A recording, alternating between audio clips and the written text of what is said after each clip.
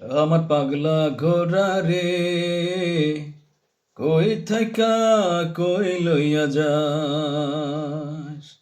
আমার পাগলা ঘোড়া রে, কই থাইকা কই লইয়া যাস।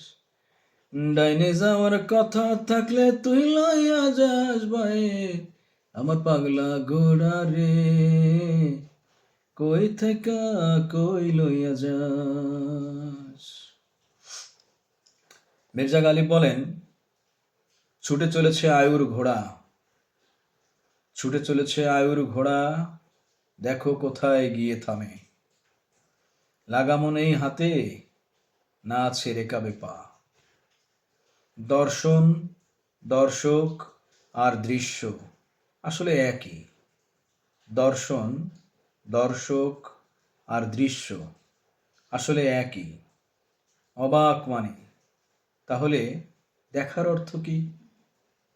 গালিব আরো বলেন, নিজের কাছেও লজ্জা পাওয়া প্রিয়ের এক সজ্জা হওয়া উচিত। নিজের কাছেও লজ্জা পাওয়া প্রিয়ের এক সজ্জা হওয়া উচিত। তোমার আবরণের আড়ালে নিজের কাছে নিজে কত অনাবৃত তুমি। ক্যা বাত গালিব, ক্যা বাত।